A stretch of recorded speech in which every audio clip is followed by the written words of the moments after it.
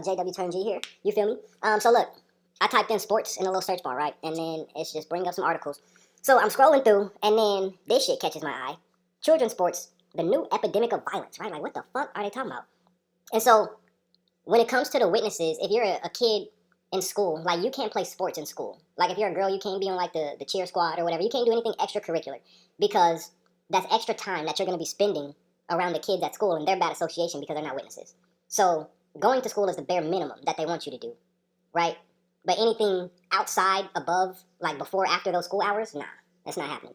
Okay, and then even sports too. So like, they're real big against competition, right? So even if like the brothers in the congregation get together to play basketball, right? They want you to play for fun rather than to keep score and say who's winning or not. Now, when the niggas get together, you feel me, just them on the side and go hoop, it's a different story. But if it's like a congregation event, you just out there having fun. Nobody's, you can't really be competitive like that. All right. The fuck? Okay, here we go. A group of high school students come together for a football game. The game ends in a brawl with more than 100 parents, coaches, and players shouting and throwing punches after an overtime touchdown wins the game. And where'd they get that from? Like, did they make that up? Or like, because that's a crazy-ass, random experience.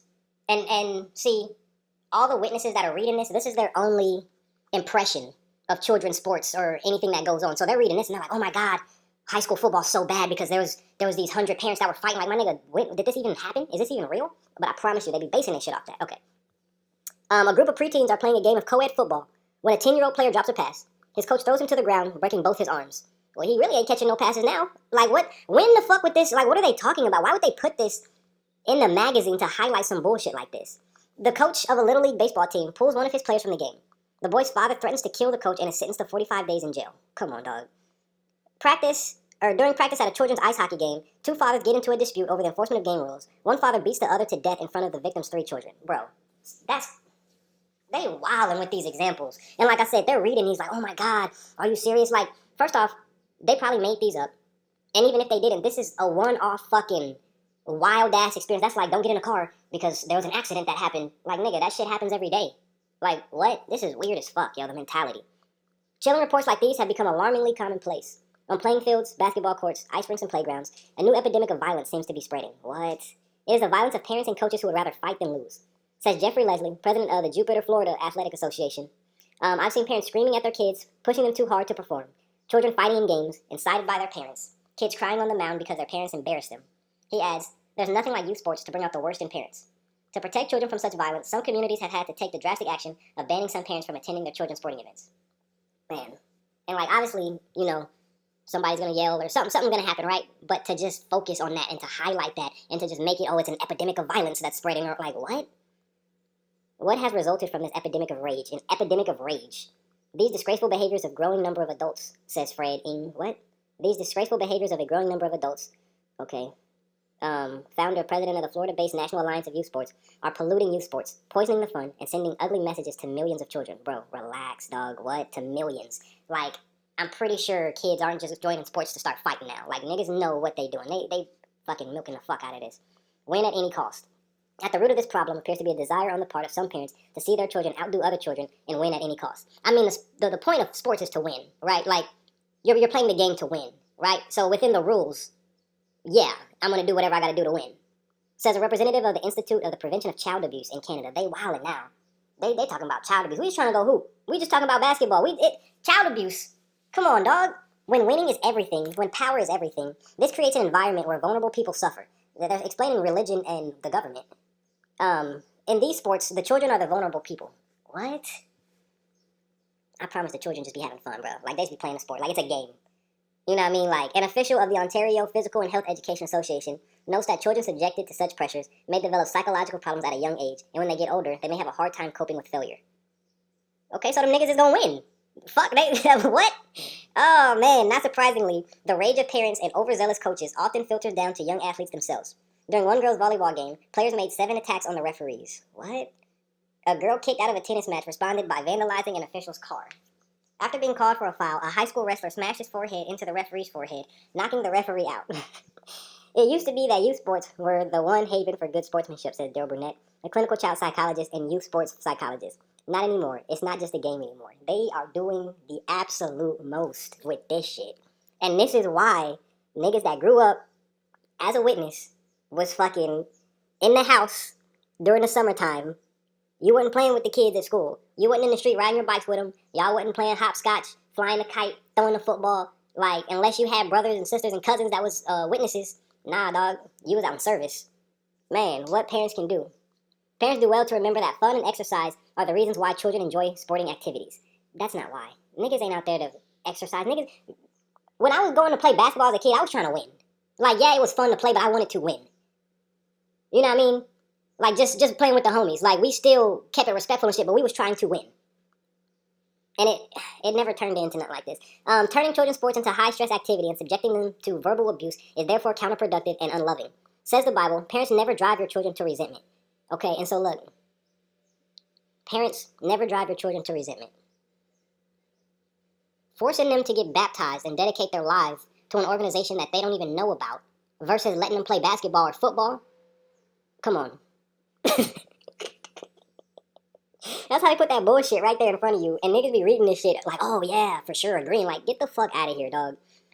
What can help a parent to keep his or her balance in this regard? First of all, it may help you if you try to keep in mind what it was like for you when you were young. Okay.